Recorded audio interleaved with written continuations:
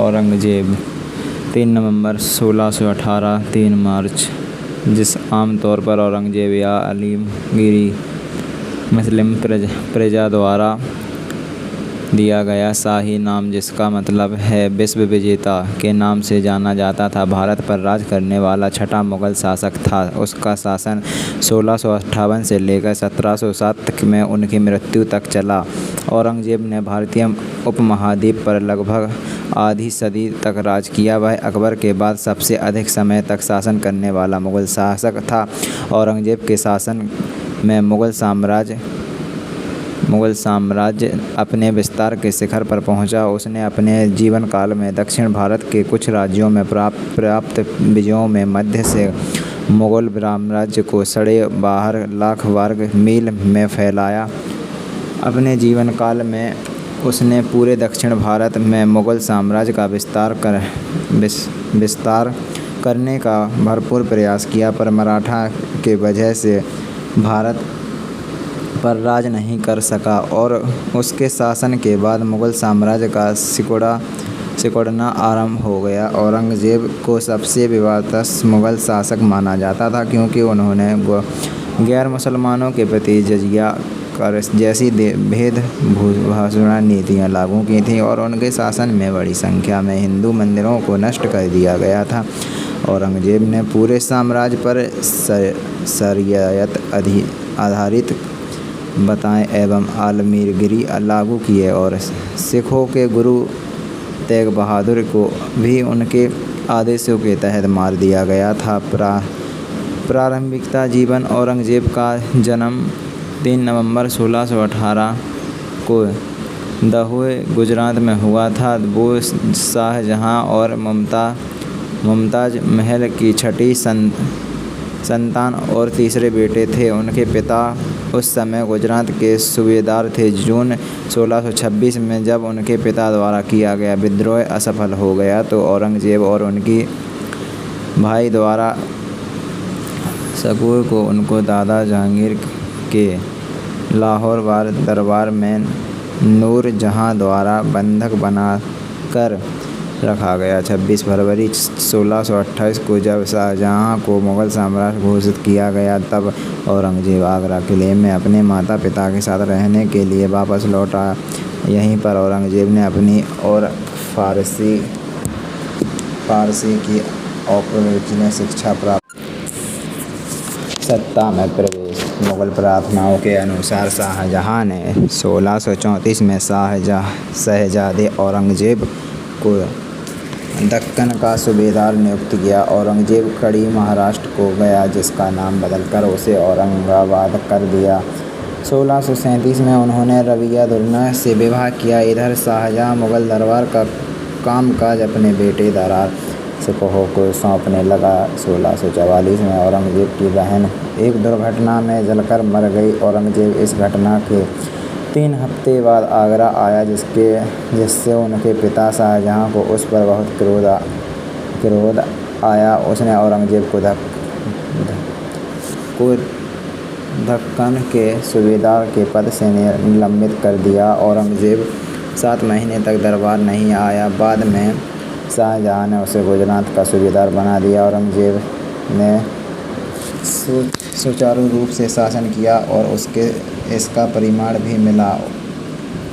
उसे बदखाशान, उत्तरी अफ़गानिस्तान और बल्ख अफ़गान क्षेत्र का सूबेदार बना दिया गया। इसके बाद उन्हें मुल्तान और सिंध का भी सूबेदार बनाया गया। इस दौरान फ़ारस में सफ़ियों के कंधार पर नियंत्रण के लिए लड़ते रहे, पर उन्हें पराजय के अलावा और कुछ न मिला, तो वो अपने पिता की अपेक्षा 1652 में उन्हें दक्कन का सूबेदार पुनः बनाया गया। उन्हें गोलाकोंडा और बीजापुर के विद्रोही लड़ाइयों की ओर निर्णायक क्षण पर शाहजहाँ ने सेना वापस बुला ली। इससे औरंगज़ेब को बहुत ठेस पहुंची, क्योंकि शाहजहाँ ऐसे उनके भाई द्वारा सिखों के कहने पर कर रहे थे। सत्ता संघर्ष। शाहजहाँ 1657 में ऐसे बीमार हुए कि लोगों को उनका अंत निकट लग रहा था। ऐसे में दारा शिकोह, शाह शुजा और औरंगजेब के बीच में सत्ता को पाने का संघर्ष आरंभ हुआ। शाह शुजा, जिसने स्वयं को बंगाल का राज्यपाल घोषित कर दिया था, अपने बचाव के लिए बर्मा के अरकान क्षेत्र में शरण लेने पर विवश हो गया। 1658 में औरंगजेब ने शाहजहां को आगरा किले में बंदी बना लिया और स्वयं को शासक घोषित किया। द्वारा सिखों को विश्वासघात के आरोप में फांसी दे दी गई। उन्हें 1659 में दिल्ली में राजा का ताज पहनाया गया था। उनके शासन के पहले 10 वर्षों का वर्णन मोहम्मद कमीज द्वारा लिखित अल्फानुग्रह में किया गया है। शासनकाल औरंगजेब ने मुस्लिमों पर जजिया कर पुनः से आरंभ करवाया, जिससे अकबर ने समाप्त कर दिया था। साम्राज्य विस्तार। औरंगजेब के शासनकाल में युद्ध, विद्रोह, चमनदारी इत्यादि का तांता लगा रहा। पश्चिम में सिखों की संख्या और शक्ति में बढ़ोतरी हो रही थी। दक्षिण में बीजापुर और गोलकुंडा के अनंत उन्होंने पराजित कर दिया, पर इस बीच छत्रपति शिवाजी महाराज की मराठा सेना ने उनकी नाक में दम कर दिया। शिवाजी महाराज को औरंगजेब ने गिरफ्तार कर लिया।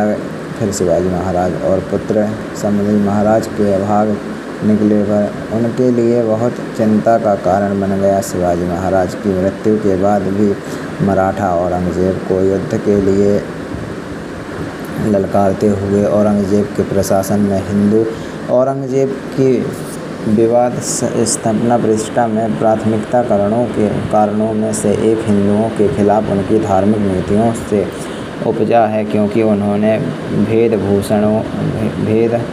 भेदभावपूर्ण जजिया कर वापस लगाया था, जो हिंदू निवासियों को चुकाना पड़ता था। औरंगजेब इस्लाम की सख्त और रुदड़ी व्याख्या के लिए जाना जाता था। उससे शरिया कानून लागू करने और पूरे साम्राज्य को इस्लामी प्रार्थनाओं को फिर से लागू करने की मांग की। इसके कारण हिंदू मंदिरों का विश्व गैर मुसलमानों पर भेदभावपूर्ण कर लगाना और धार्मिक संगठनों को उत्पीड़ित हुआ। औरंगजेब के प्रशासन में दूसरे मुगल शहंशाहों से ज़्यादा हिंदू नियुक्त थे, चूँकि यह हिंदू राजाओं की संख्या सहित संख्या और भूमि क्षेत्र में मामले में पिछले प्रशासन की तुलना में बहुत बड़ा था। मुगल इतिहास के बारे में यह एक सामान्य तर्क है कि दूसरे शहंशाहों की तुलना में औरंगजेब के शासनकाल में सबसे ज़्यादा हिंदू प्रशासन का हिस्सा थे। ऐतिहासिक तथ्य बताते हैं कि औरंगजेब के पिता शाहजहां के शासनकाल में सेना के विभिन्न पदों, दरबार के दूसरे अहम पदों और विभिन्न भौगोलिक परिवारों में हिंदुओं की तादाद फीसदी थी, जो औरंगजेब के समय में 33% तक हो गई थी। एक अथम अली के शब्द में कहे तो यह तथ्य इस धारणा के विरुद्ध में सबसे तगड़ा सबूत है कि शहंशाह हिंदू नस्बंदारों के साथ पछतावा करते थे। औरंगजेब की सेना में वरिष्ठ पदों पर बड़ी संख्या में कई राजपूत नियुक्त थे। मराठों और सिखों के खिलाफ औरंगजेब के हमले और धार्मिक चश्मे से देखा जाता है, लेकिन यह निष्कर्ष निकालते वक्त इस बात की अपेक्षा कर दी जाती है कि तब युद्ध क्षेत्र में मुगल सेना की कामना अक्सर राजपूत सेनापति के हाथों में हुक्मरान होती थी। इतिहास युद्धकार कर लिखता है कि एक समय एक छोटी सी अस्थायी अवधि के लिए खुद छत्रपति शिवाजी भी औरंगजेब की सेना में मनसबदार थे। व्यक्तिगत औरंगजेब तथाकथित हिंदू और सिख विरोधी काम करता था। खाने पीने, वेशभूषा और जीवन की अन्य सुविधाओं में भी समय बरतता था। प्रशासन के भारी काम में व्यस्त रहते हुए भी अपनी आवश्यकता को पूरा करने के लिए कुरान की नकल बना कर के और टोपियों सीकर कुछ पैसा कमाने का समय निकाल लेता था।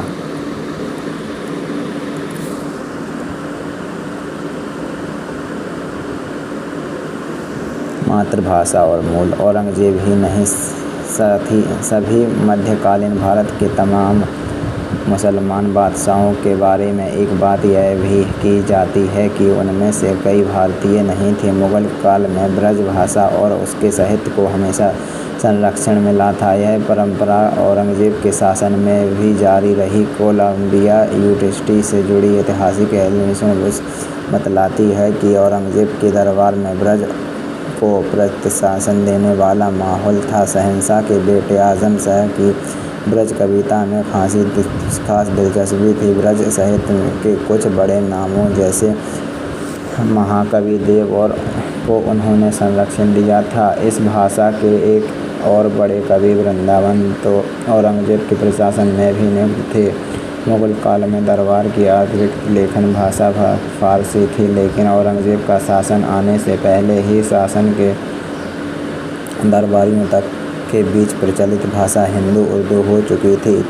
इसे औरंगजेब के उस पत्र से भी समझा जा सकता है जो उन्होंने अपने 47 वर्षीय बेटे आजम शाह को लिखा था। शासक ने अपने बेटे को एक किला भेंट किया था और इस अवसर पर नगाड़े बजाने का आदेश दिया था। आजम शाह को लिखे पत्र में औरंगजेब ने लिखा है कि जब एक बच्चे थे तो उन्हें नगाड़ों की आवाज़ बहुत पसंद थी और वे अक्सर कहते थे बाबाजी ढंढन। इस उदाहरण से यह बात कही जा सकती है कि औरंगजेब का बेटा तत्कालीन प्रचलित हिंदी में अपने पिता से बातचीत करता था।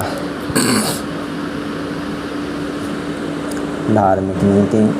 सम्राट औरंगजेब ने इस्लाम धर्म के महत्व को स्वीकारते हुए कुरान को अपने शासन का आधार बनाया। उन्होंने सिक्कों पर कलाम खुदवाने, नौरोज का त्यौहार मनाने, भाग की खेती करना, गाना बजाना आदि पर रोक लगा दी थी। 1663 ईस्वी में साथी प्रथम पर प्रतिबंध लगाया। तीर्थ कर पना लगाया। अपने शासनकाल में 11 वर्षीय झरों को दर्शन, 12वें वर्ष में तुलादान प्रथा पर प्रतिबंध लगा दिया था। 1668 में हिंदू त्योहारों पर प्रतिबंध लगा दिया। 1699 में उन्होंने हिंदू मंदिरों को तोड़ने का आदेश दे दिया। बड़े बड़े नगरों में औरंगजेब द्वारा स्थापित सार्वजनिक सदाचार निरीक्षकों को नियुक्त किया गया। 1669 ईस्वी में औरंगजेब ने बनारस के विश्वनाथ मंदिर एवं मथुरा के केशव राम मंदिर को तोड़वा दिया। उन्होंने शासियत के विरुद्ध लिए जाने वाले लगभग 80 करों को समाप्त करा दिया। इन्हीं के अलावा अबाबा नाम से जाना जाने वाला रायदरी परिवहन कर और पानगारी चुंगी कर नामक स्थान कर भी शामिल थे। औरंगजेब के समय में ब्रज में आने वाले तीर्थयात्रियों पर भारी कर लगाया गया। जिज़्या कर फिर से लगाया गया और हिंदुओं को मुसलमान बनाया गया। उस समय के कवियों की रचना में औरंगजेब के अत्याचारों का उल्लेखन है। जिज़्या औरंगजेब द्वारा लगाया गया जिज़्या कर उस समय के हिसाब से था। अकबर ने जिज़्या कर को हटा दिया था, लेकिन औरंगजेब के समय यह दोबारा लागू किया गया। जिज़्या सामान्य करों से अलग था और गैर मुसलमानों को चुकाना पड़ता था। इसके 3 स्तर थे और इसका निर्धारण संविधान व्यक्ति की आमदनी से होता था। इस कर के कुछ अपवाद भी थे। गरीब, बेरोजगार और सामान्य रूप से असंगठित लोगों के द्वारा दायरे में आते थे। इनके अलावा हिंदुओं की वर्ण व्यवस्था में सबसे ऊपर आने वाले ब्राह्मण और सरकारी अधिकारी भी इससे बाहर थे। मुसलमानों के ऊपर लगने वाला ऐसा भी धार्मिक कर्ज जकत था जो हर अमीर मुसलमान के लिए देना जरूरी था। आधुनिक मूल्यों के मानदंडों पर जिज़्या निश्चित से एक पक्षपाती कर व्यवस्था थी। आधुनिक राष्ट्र धर्म और जाति के आधार पर इस तरह का भेदभाव नहीं कर सकते थे। इसीलिए जब हम 17वीं शताब्दी की प्रथम 17वीं शताब्दी की व्यवस्था को आधुनिक राष्ट्रों के पैमाने पर इसे देखते हैं, यह बहुत अराजक व्यवस्था लग रही थी, लेकिन औरंगजेब के समय ऐसा नहीं था। उसे उस दौर में इसके दूसरे उदाहरण भी मिले हैं, जैसे मराठाओं ने दक्षिण के एक बड़े हिस्से से गुलामी को बेदखल कर दिया था। उनकी कर व्यवस्था को तकरीबन इसी तरह स्तर की पक्षपाती थी। वे मुसलमानों से जक़ात वसूलते थे और हिंदुओं आबादी इसी तरह की किसी भी व्यवस्था से बाहर थी। मंदिर विध्वंस और निर्माण समकालीन अदालत के ऐतिहासिक में उल्लेख किया गया है कि खंडेला, जोधपुर, उदयपुर और चित्तौड़ में मंदिरों सहित सैकड़ों हिंदू मंदिरों को औरंगजेब या उनके सरदारों द्वारा उनके आदेश पर ध्वस्त कर दिया गया था। और सितंबर 1669 में औरंगजेब ने वाराणसी के प्रमुख हिंदू मंदिर में से एक काशी विश्वनाथ मंदिर को नष्ट कराने का आदेश दिया था। ब्रह्मा एरली के अनुसार 1670 में औरंगजेब ने उज्जैन के आसपास के सभी मंदिरों को नष्ट कर दिया गया था और बाद में 300 मंदिरों को चित्तौड़, उदयपुर और जयपुर के आसपास नष्ट कर दिया गया था। अन्य हिंदू मंदिरों में से 1705 के अभियानों में कई और नष्ट कर दिया गया था। औरंगजेब की धार्मिक नीतियों ने उनको और नौवें शिखर गुरु तेग बहादुर के बीच घर्षण पैदा कर दिया, जिसे जब्त कर लिया गया और दिल्ली ले जाया गया। उन्हें औरंगजेब ने इस्लाम अपनाने के लिए बुलाया और मना करने पर उन्हें यातना दी गई और नवंबर 1675 में उनका सिर कलम कर दिया गया। विश्व प्रसिद्ध ऐतिहासिक रिचर्ड ईटन के मुताबिक मुगल काल में मंदिरों को ढहना दुर्लभ घटना हुआ करती थी और जब भी ऐसा हुआ तो उसके कारण राजनीतिक रहे। ईटन के मुताबिक वही मंदिर तोड़े गए जिनमें विद्रोही को शरण मिलती थी या जिनकी मदद से शहंशाह के खिलाफ साजिश रची जाती थी। उस समय मंदिर तोड़ने का कोई धर्म उपदेश नहीं था। इस मामले में कुख्यात कहा जाने वाला औरंगजेब भी सल्तनत के इसी नियम पर चले। उन्होंने शासनकाल में मंदिर ठहरने के उदाहरण पर बहुत ही दुर्लभ हैं। ईटन इनकी संख्या 15 बताते हैं और जो उनकी जड़ में राजनीतिक कारण रहे हैं। उदाहरण के लिए औरंगजेब ने दक्षिण भारत में कभी भी मंदिरों को निशाना नहीं बनाया, जबकि उनके शासनकाल में ज़्यादातर सेना यहीं तैनात थी। उत्तर भारत में उन्होंने जरूरी कुछ मंदिरों पर हमला किए, जैसे मथुरा का केशव राम मंदिर, लेकिन इसका कारण धार्मिक नहीं था। मथुरा के जाटों ने सल्तनत के खिलाफ विद्रोह किया था, इसीलिए यह हमला किया गया था। ठीक इसके उलट कारणों से औरंगजेब ने मंदिरों को संरक्षण भी दिया। यह उन हिंदुओं को भेंट थी। शहंशाह के वफादार थे। किंग्स कॉलेज लंदन की इतिहासकार कैथरीन बटलर तो यहाँ तक कहती हैं कि औरंगजेब ने जितने मंदिर तोड़े हैं उससे ज़्यादा बनाए हैं। कैथरीन फैक्र, एमार्थ अली और जलालुद्दीन जैसे विद्वान इस तरह भी इशारा करते हैं कि औरंगजेब ने कई हिंदू मंदिरों को अनुदान दिया है, जिनमें से बनारस का जंगमबाड़ी मठ, चित्रकूट का बालाजी मंदिर, इलाहाबाद का सोमनाथ मंदिर और गुवाहाटी का उमानंद मंदिर है। सबसे जाने पहचाने मंदिरों में से एक है।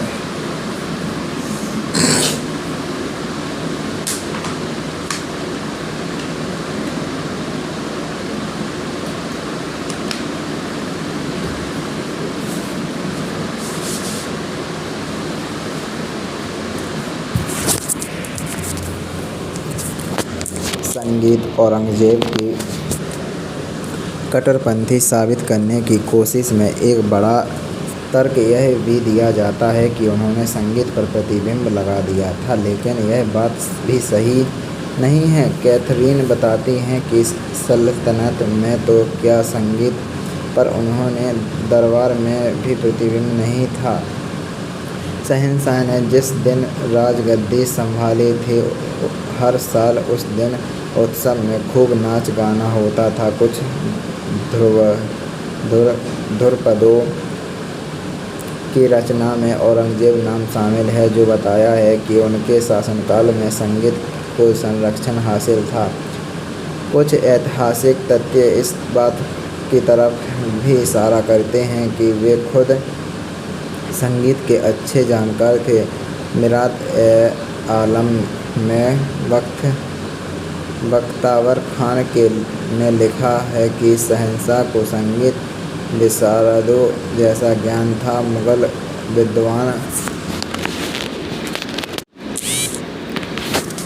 विद्वान फकीर ने राग दर्पण नाम के दस्तावेजों में औरंगजेब के पसंदीदा गायकों और वादकों के नाम दर्ज किए हैं।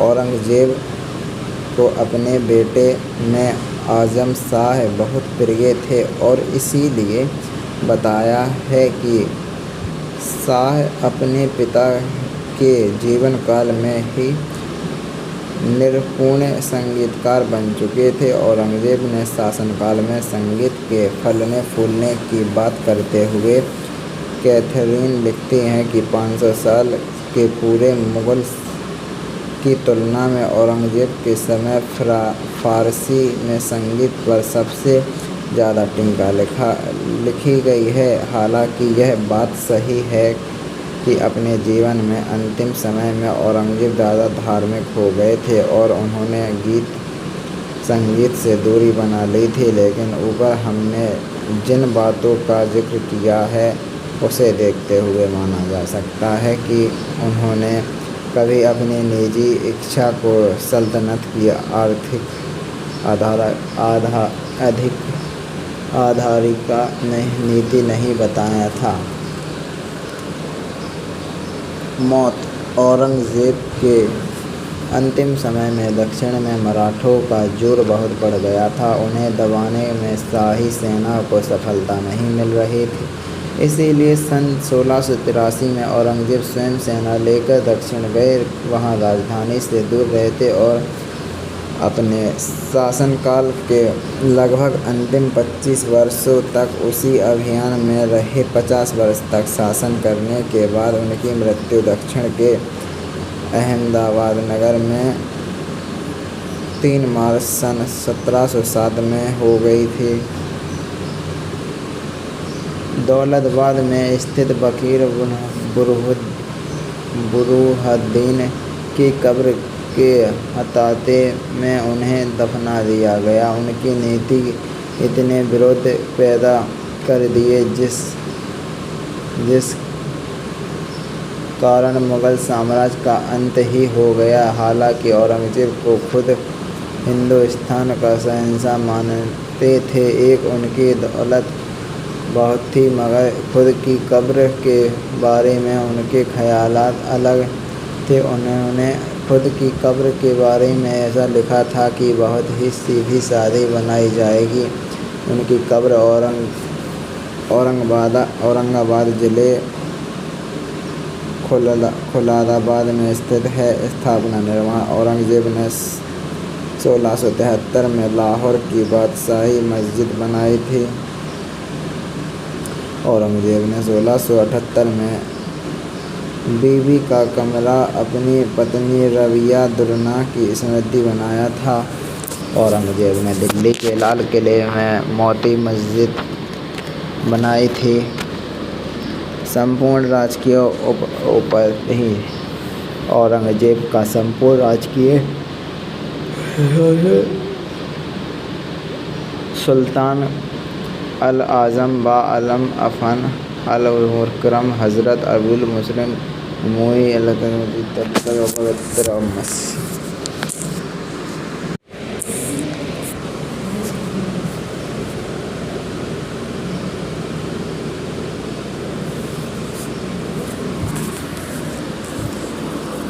यह लेख छठे मुगल बादशाह के बारे में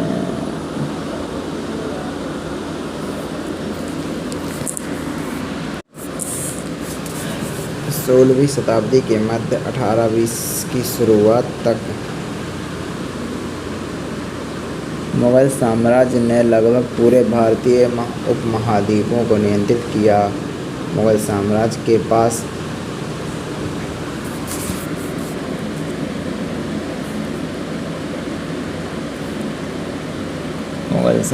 के पास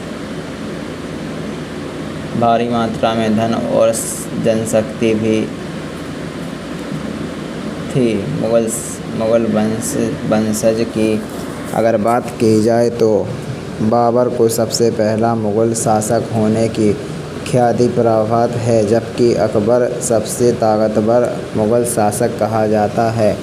मुगलों में सबसे प्रसिद्ध सदस्य हैं बाबर और उनका 5 वंशज यानी हुमायूं, अकबर, जहांगीर, शाहजहां और औरंगजेब। आइए सभी 6 प्रसिद्ध मुगलों के विषय में जानते हैं।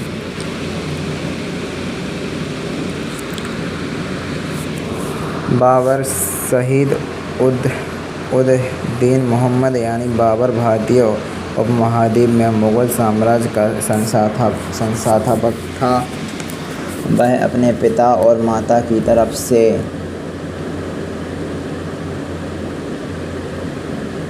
से तैमूर और चंगेज खान का वंशज था। बाबर का जन्म 1483 में हुआ था। बाबर को उसकी आत्मकथा बाबरनामा के लिए भी जाना जाता है, जो उसके एडवेंचर का विवरण देते हैं। हुमायूं मुगल साम्राज्य का दूसरा शासक था, जिसने 1530 से 1540 और फिर 1556 तक वर्तमान में अफगानिस्तान और पाकिस्तान कहे जाने वाले देशों पर शासन किया था। अपने पिता बाबर की तरह उसने अपने राज्य जल्दी तो खो दिए, लेकिन अतिरिक्त क्षेत्रों के साथ फारस और गफरुद्दीन वंश की सहायता से इसे वापस भी ले लिया। 1556 में उनकी मृत्यु के समय मुगल साम्राज्य लगभग 10 लाख वर्ग किलोमीटर में फैला था। अकबर अबुल फतह जलाल उद-दीन मोहम्मद अकबर को अकबर द ग्रेट के रूप में जाना जाता है। अकबर अपने पिता हुमायूं के एक रीजेंट बैरम खान की मदद से उत्तराधिकारी बना। बैरम खान ने ही युवा सम्राट अशोक को भारत में मुगल बेमुखियों के विस्तार और मजबूती करने में मदद की थी। जहांगीर चौथे मुगल सम्राट जहांगीर को मोहम्मद सलीम के नाम से भी जाना जाता था। उन्होंने 1605 से 1627 तक शासन किया था। मुगल दरबारी अनारकली के साथ जहांगीर के संबंधों की काल्पनिक कहानी और व्यापक रूप से किस्सों की कहानियाँ कला में सिनेमा में सम्मिलित किया गया है।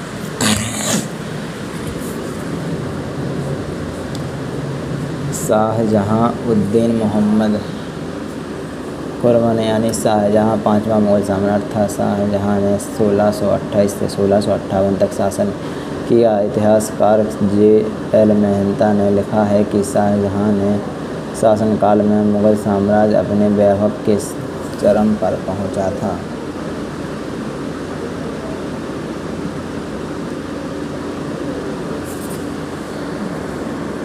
औरंगजेब और आलमगीर के नाम से भी जाना जाता था। वह छठा एवं आखिरी सबसे ताकतवर मुगल सम्राट था। औरंगजेब ने लगभग 49 वर्षों की अवधि के लिए पूरे भारतीय उपमहाद्वीप पर शासन किया था।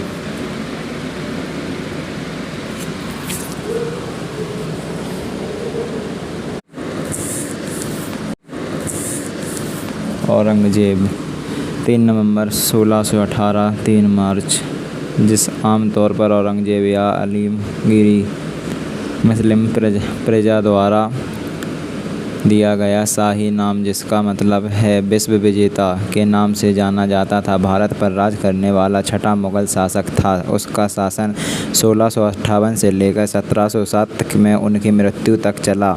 औरंगजेब ने भारतीय उपमहाद्वीप पर लगभग आधी सदी तक राज किया। वह अकबर के बाद सबसे अधिक समय तक शासन करने वाला मुगल शासक था।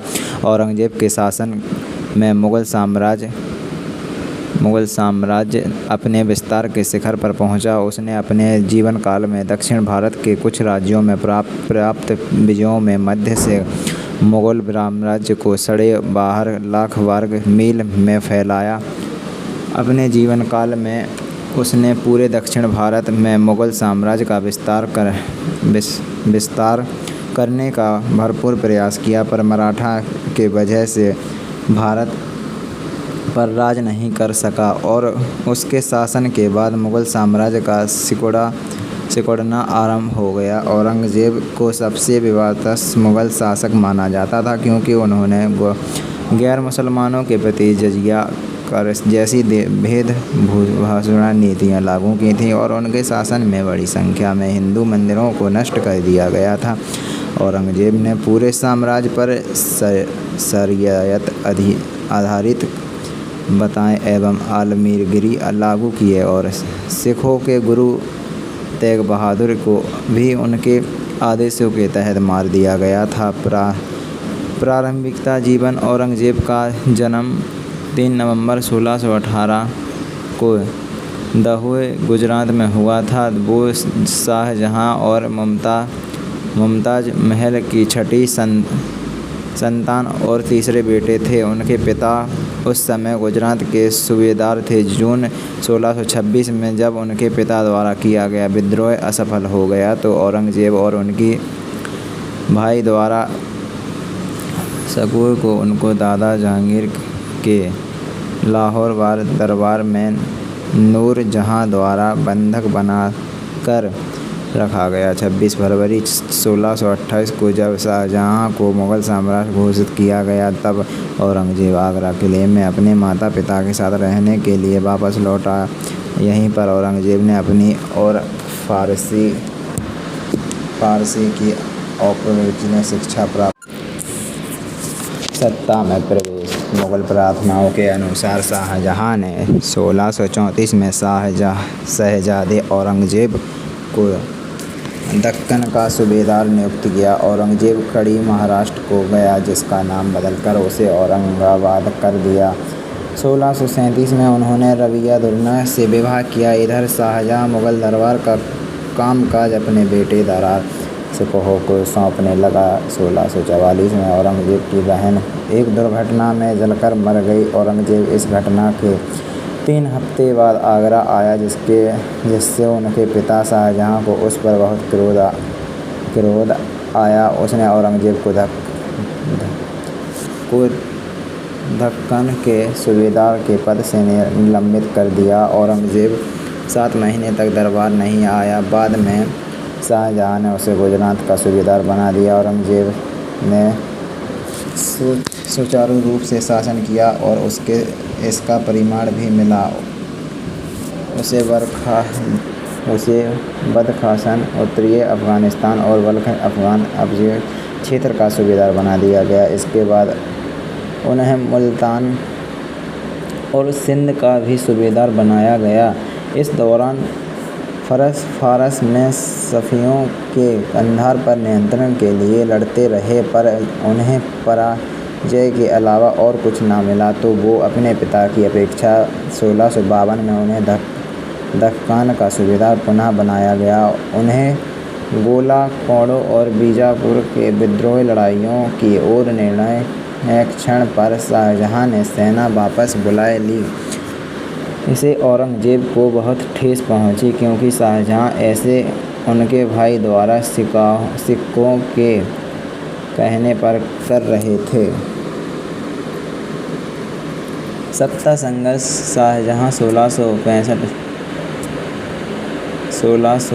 57 में ऐसे बीमार हुए कि लोगों को उनका अंत निकट लग रहा था। ऐसे में दारा शिकोह, शाह शुजा और औरंगजेब के बीच में सत्ता को पाने का संघर्ष आरंभ हुआ। शाह शुजा ने स्वयं को बंगाल का राज्यपाल घोषित कर दिया था।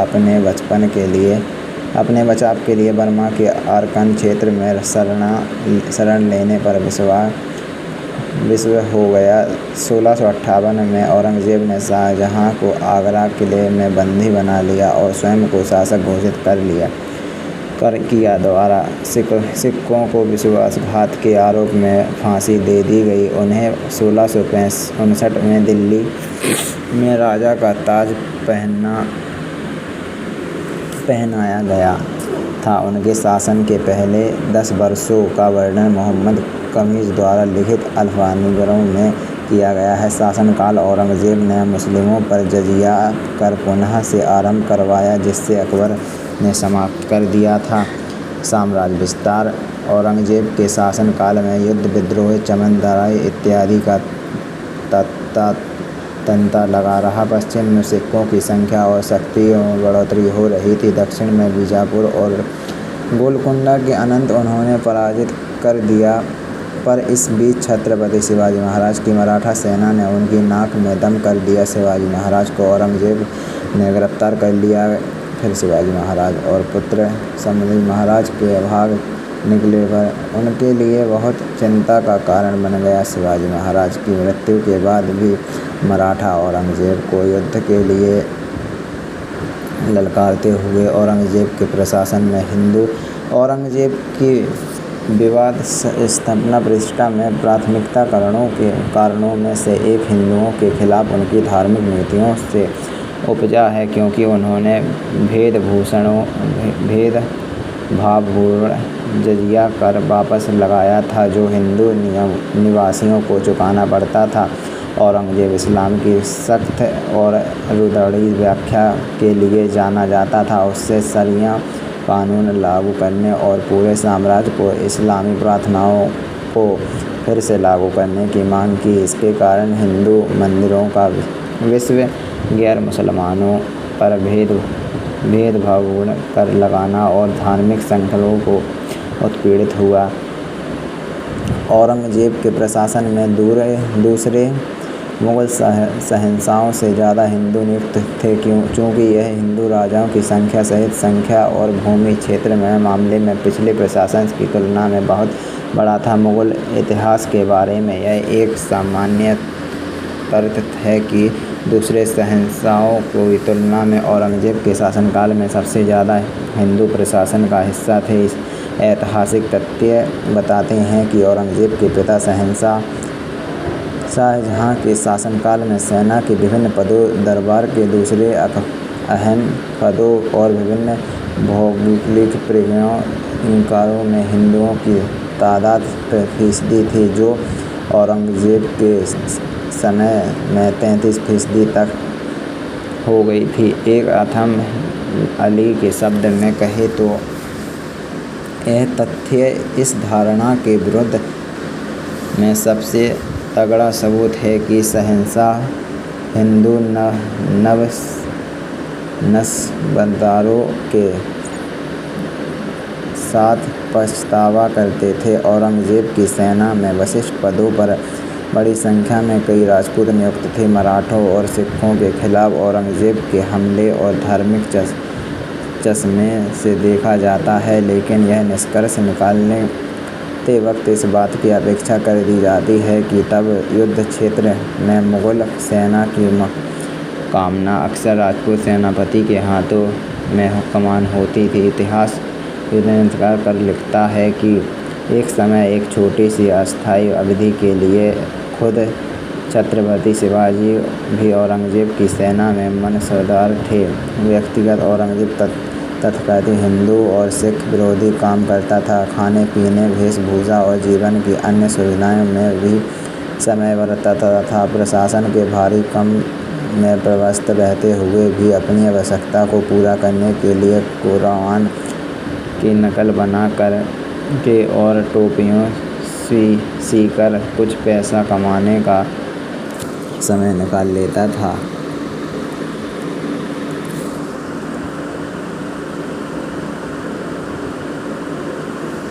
मातृभाषा और मूल। औरंगजेब ही नहीं, सभी मध्यकालीन भारत के तमाम मुसलमान बादशाहों के बारे में एक बात यह भी की जाती है कि उनमें से कई भारतीय नहीं थे। मुगल काल में ब्रज भाषा और उसके साहित्य को हमेशा संरक्षण मिला था। यह परंपरा औरंगजेब के शासन में भी जारी रही। कोलंबिया यूनिवर्सिटी से जुड़ी ऐतिहासिक एलिसन बुश बतलाती है कि औरंगजेब के दरबार में ब्रज को प्रशासन देने वाला माहौल था। शहंशाह के बेटे आजम शाह की ब्रज कविता में खास दिलचस्पी थी। ब्रज साहित्य के कुछ बड़े नामों जैसे महाकवि देव और को उन्होंने संरक्षण दिया था। इस भाषा के एक और बड़े कवि वृंदावन तो औरंगजेब के प्रशासन में भी नियुक्त थे।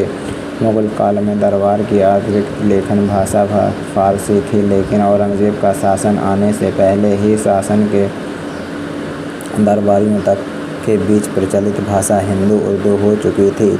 इसे औरंगजेब के उस पत्र से भी समझा जा सकता है जो उन्होंने अपने 47 वर्षीय बेटे आजम शाह को लिखा था। शासक ने अपने बेटे को एक किला भेंट किया था और इस अवसर पर नगाड़े बजाने का आदेश दिया था। आजम शाह को लिखे पत्र में औरंगजेब ने लिखा है कि जब एक बच्चे थे तो उन्हें नगाड़ों की आवाज़ बहुत पसंद थी और वे अक्सर कहते थे बाबाजी ढंढन। इस उदाहरण से यह बात कही जा सकती है कि औरंगजेब का बेटा तत्कालीन प्रचलित हिंदी में अपने पिता से बातचीत करता था। धार्मिक नीति। सम्राट औरंगजेब ने इस्लाम धर्म के महत्व को स्वीकारते हुए कुरान को अपने शासन का आधार बनाया। उन्होंने सिक्कों पर कलाम खुदवाने, नौरोज़ का त्यौहार मनाने, भाग की खेती करना, गाना बजाना आदि पर रोक लगा दी थी। 1663 ईस्वी में साथी प्रथम पर प्रतिबंध लगाया। तीर्थ कर पना लगाया। अपने शासनकाल में 11 वर्षीय झरों को दर्शन, 12वें वर्ष में तुलादान प्रथा पर प्रतिबंध लगा दिया था। 1668 में हिंदू त्योहारों पर प्रतिबंध लगा दिया। 1699 में उन्होंने हिंदू मंदिरों को तोड़ने का आदेश दे दिया। बड़े बड़े नगरों में औरंगजेब द्वारा स्थापित सार्वजनिक सदाचार निरीक्षकों को नियुक्त किया गया। 1669 ईस्वी में औरंगजेब ने बनारस के विश्वनाथ मंदिर एवं मथुरा के केशवराम मंदिर को तोड़वा दिया। उन्होंने शासकीय के विरुद्ध लिए जाने वाले लगभग 80 करों को समाप्त करा दिया। इन्हीं के अलावा अबाबा नाम से जाना जाने वाला रायदौरी परिवहन कर और पानडारी चुंगी कर नामक स्थान कर भी शामिल थे। औरंगजेब के समय में ब्रज में आने वाले तीर्थयात्रियों पर भारी कर लगाया गया। जिज़्या कर फिर से लगाया गया और हिंदुओं को मुसलमान बनाया गया। उस समय के कवियों की रचना में औरंगजेब के अत्याचारों का उल्लेखन है। जिज़्या औरंगजेब द्वारा लगाया गया जिज़्या कर उस समय के हिसाब से था। अकबर ने जिज़्या कर को हटा दिया था, लेकिन औरंगजेब के समय यह दोबारा लागू किया गया। जिज़्या सामान्य करों से अलग था और गैर मुसलमानों को चुकाना पड़ता था। इसके 3 स्तर थे और इसका निर्धारण संविधान व्यक्ति की आमदनी से होता था। इस कर के कुछ अपवाद भी थे। गरीब, बेरोजगार और सामान्य रूप से असंगठित लोगों के द्वारा दायरे में आते थे। इनके अलावा हिंदुओं की वर्ण व्यवस्था में सबसे ऊपर आने वाले ब्राह्मण और सरकारी अधिकारी भी इससे बाहर थे। मुसलमानों के ऊपर लगने वाला ऐसा भी धार्मिक कर जकत था जो हर अमीर मुसलमान के लिए देना जरूरी था। आधुनिक मूल्यों के मानदंडों पर जिज़्या निश्चित से एक पक्षपाती कर व्यवस्था थी। आधुनिक राष्ट्र धर्म और जाति के आधार पर इस तरह का भेदभाव नहीं कर सकते थे। इसीलिए जब हम 17वीं शताब्दी की प्रथम 17वीं शताब्दी की व्यवस्था को आधुनिक राष्ट्रों के पैमाने पर इसे देखते हैं, यह बहुत अराजक व्यवस्था लग रही थी। लेकिन औरंगजेब के समय ऐसा नहीं था। उसे उस दौर में इसके दूसरे उदाहरण भी मिले हैं। जैसे मराठाओं ने दक्षिण के एक बड़े हिस्से से गुलामी को बेदखल कर दिया था। उनकी कर व्यवस्था को तकरीबन इसी तरह स्तर की पक्षपाती थी। वे मुसलमानों से जगत वसूलते थे और हिंदुओं आबादी इसी तरह की किसी भी व्यवस्था से बाहर थी। मंदिर विध्वंस और निर्माण समकालीन अदालत के ऐतिहासिक में उल्लेखन किया गया है कि खंडेला, जोधपुर, उदयपुर और चित्तौड़ में मंदिरों सहित सैकड़ों हिंदू मंदिरों को औरंगजेब या उनके सरदारों द्वारा उनके आदेश पर ध्वस्त कर दिया गया था। और सितंबर 1669 में औरंगजेब ने वाराणसी के प्रमुख हिंदू मंदिर में से एक काशी विश्वनाथ मंदिर को नष्ट कराने का आदेश दिया था। ब्रह्मा एरली के अनुसार 1670 में औरंगजेब ने उज्जैन के आसपास के सभी मंदिरों को नष्ट कर दिया गया था और बाद में 300 मंदिरों को चित्तौड़, उदयपुर और जयपुर के आसपास नष्ट कर दिया गया था। अन्य हिंदू मंदिरों में से 1705 के अभियानों में कई और नष्ट कर दिया गया था। औरंगजेब की धार्मिक नीतियों ने उनको और नौवें शिखर गुरु तेग बहादुर के बीच घर्षण पैदा कर दिया, जिसे जब्त कर लिया गया और दिल्ली ले जाया गया। उन्हें औरंगजेब ने इस्लाम अपनाने के लिए बुलाया और मना करने पर उन्हें यातना दी गई और नवंबर 1675 में उनका सिर कलम कर दिया गया। विश्व प्रसिद्ध ऐतिहासिक रिचर्ड ईटन के मुताबिक मुगल काल में मंदिरों को ढहना दुर्लभ घटना हुआ करती थी और जब भी ऐसा हुआ तो उसके कारण राजनीतिक रहे।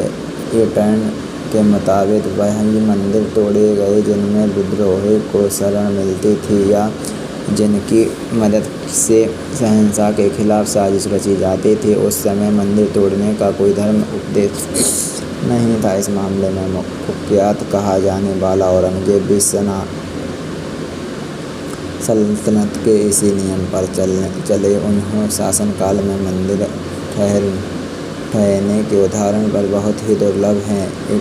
ईटन इनकी संख्या 15 बताते हैं और जो उनकी जड़ में राजनीतिक कारण रहे हैं। उदाहरण के लिए औरंगजेब ने दक्षिण भारत में कभी भी मंदिरों को निशाना नहीं बनाया, जबकि उनके शासनकाल में ज़्यादातर सेना यहीं तैनात थी। उत्तर भारत में उन्होंने जरूरी कुछ मंदिरों पर हमला किए, जैसे मथुरा का केशव राम मंदिर, लेकिन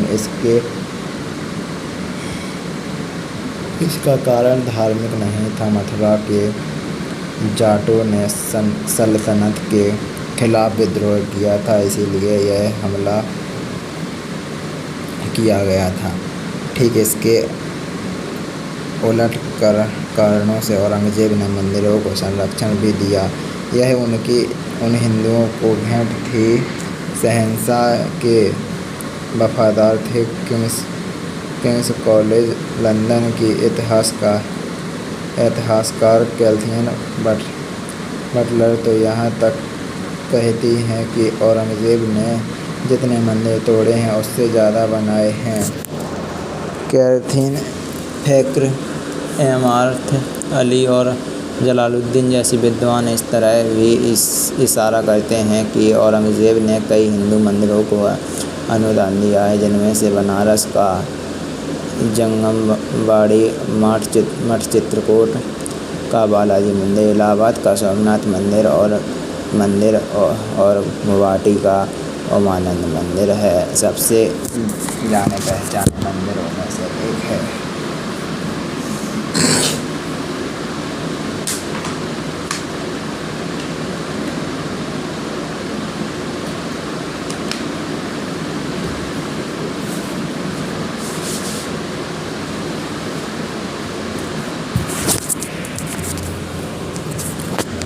संगीत औरंगजेब की कट्टरपंथी साबित करने की कोशिश में एक बड़ा तर्क यह भी दिया जाता है कि उन्होंने संगीत पर प्रतिबंध लगा दिया था, लेकिन यह बात भी सही नहीं है। कैथरीन बताती हैं कि सल्तनत में तो क्या, संगीत पर उन्होंने दरबार में भी प्रतिबंध नहीं था। शहंशाह ने जिस दिन राजगद्दी संभाली थी, हर साल उस दिन उत्सव में खूब नाच गाना होता था। कुछ ध्रुपदों की रचना में औरंगजेब नाम शामिल है, जो बताया है कि उनके शासनकाल में संगीत को संरक्षण हासिल था। कुछ ऐतिहासिक तथ्य इस बात की तरफ भी इशारा करते हैं कि वे खुद संगीत के अच्छे जानकार थे। मिरात-ए-आलम में बख्तावर खान ने लिखा है कि शहंशाह को संगीत विशारदों जैसा ज्ञान था। मुगल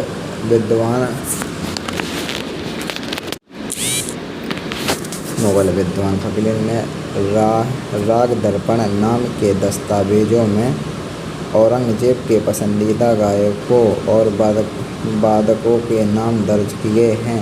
औरंगजेब को अपने बेटे में आज़म शाह बहुत प्रिय थे और इसीलिए बताया है कि शाह अपने पिता के जीवन काल में ही निपुण संगीतकार बन चुके थे। औरंगजेब ने शासनकाल में संगीत के फलने फूलने की बात करते हुए कैथरीन लिखती हैं कि 500 साल के पूरे मुगल की तुलना में औरंगजेब के समय फारसी में संगीत पर सबसे ज़्यादा टीका लिखी गई है। हालांकि यह बात सही है कि अपने जीवन में अंतिम समय में औरंगजेब ज़्यादा धार्मिक हो गए थे और उन्होंने संगीत से दूरी बना ली थी, लेकिन ऊपर हमने जिन बातों का जिक्र किया है उसे देखते हुए माना जा सकता है कि उन्होंने कभी अपनी निजी इच्छा को सल्तनत की आर्थिक आधारिका नीति नहीं बताया था। मौत। औरंगजेब के अंतिम समय में दक्षिण में मराठों का जोर बहुत बढ़ गया था। उन्हें दबाने में शाही सेना को सफलता नहीं मिल रही थी। इसीलिए सन 1683 में औरंगजेब स्वयं सेना लेकर दक्षिण गए। वहां राजधानी से दूर रहते और अपने शासनकाल के लगभग अंतिम 25 वर्षों तक उसी अभियान में रहे। 50 वर्ष तक शासन करने के बाद उनकी मृत्यु दक्षिण के अहमदाबाद नगर में 3 मार्च सन 1707 में हो गई थी। दौलताबाद में स्थित फकीर बुरहानुद्दीन की कब्र के अहाते में उन्हें दफना दिया गया। उनकी नीति इतने विरोध पैदा कर दिए जिस कारण मुगल साम्राज्य का अंत ही हो गया। हालांकि औरंगजेब को खुद हिंदुस्तान का शहंशाह मानते थे। एक उनकी दौलत बहुत थी, मगर खुद की कब्र के बारे में उनके ख़यालात अलग थे। उन्होंने खुद की कब्र के बारे में ऐसा लिखा था कि बहुत ही सीधी सादी बनाई जाएगी। उनकी कब्र औरंगाबाद जिले खुलादाबाद में स्थित है। स्थापना निर्माण। औरंगजेब ने 1673 में लाहौर की बादशाही मस्जिद बनाई थी। औरंगजेब ने 1678 में बीबी का कमरा अपनी पत्नी रबिया दुर्रानी की स्मृति बनाया था। औरंगजेब ने दिल्ली के लाल किले में मोती मस्जिद बनाई थी। संपूर्ण राजकीय उपाधि। औरंगजेब का संपूर्ण राजकीय सुल्तान अल आज़म बा आलम अफ़न अल मुकर्रम हज़रत अबुल मुस्लिम मोई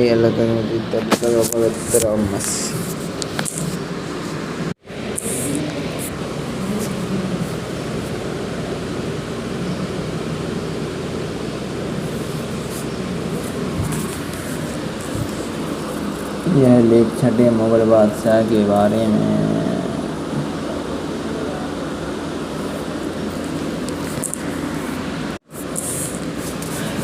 16वीं शताब्दी के मध्य 1820 की शुरुआत तक मुगल साम्राज्य ने लगभग पूरे भारतीय उपमहाद्वीपों को नियंत्रित किया। मुगल साम्राज्य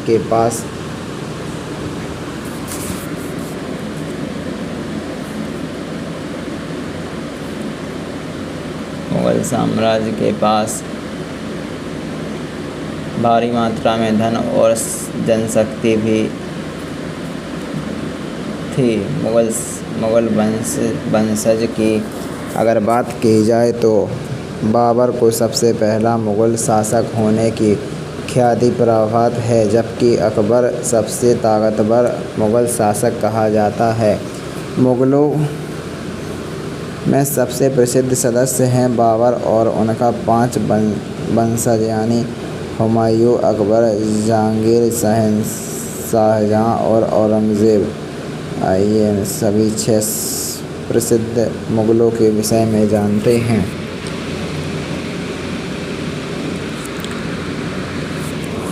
बाबर शहीद उद-दीन मोहम्मद यानी बाबर भारतीय उपमहाद्वीप में मुगल साम्राज्य का संस्थापक था। वह अपने पिता और माता की तरफ से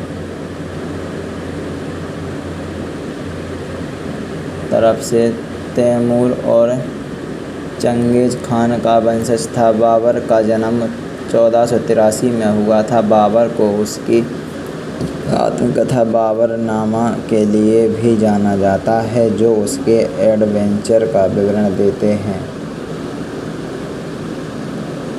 हुमायूं मुगल साम्राज्य का दूसरा शासक था, जिसने 1530 से 1540 और फिर 1556 तक वर्तमान में अफ़गानिस्तान और पाकिस्तान कहे जाने वाले देशों पर शासन किया था। अपने पिता बाबर की तरह उसने अपने राज्य जल्दी तो खो दिए, लेकिन अतिरिक्त क्षेत्रों के साथ फारस और रफीउद्दीन वंश की सहायता से इसे वापस भी ले लिया। 1556 में उनकी मृत्यु के समय मुगल साम्राज्य लगभग 10 लाख वर्ग किलोमीटर में फैला था। अकबर अबुल फतह जलाल उद-दीन मोहम्मद अकबर को अकबर द ग्रेट के रूप में जाना जाता है। अकबर अपने पिता हुमायूं के एक रीजेंट बैरम खान की मदद से उत्तराधिकारी बना।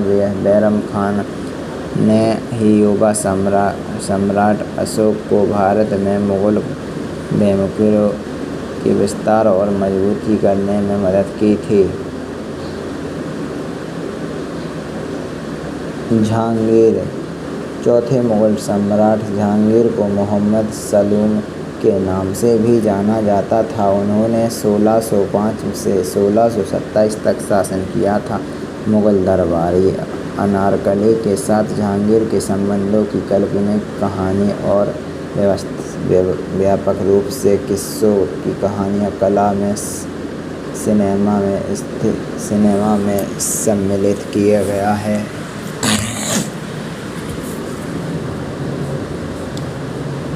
शाहजहां उद-दीन मोहम्मद खुरम यानी शाहजहां 5वां मुगल सम्राट था। शाहजहां ने 1628 से 1658 तक शासन किया। इतिहासकार J.L. मेहता ने लिखा है कि शाहजहां ने शासनकाल में मुगल साम्राज्य अपने वैभव के चरम पर पहुंचा था।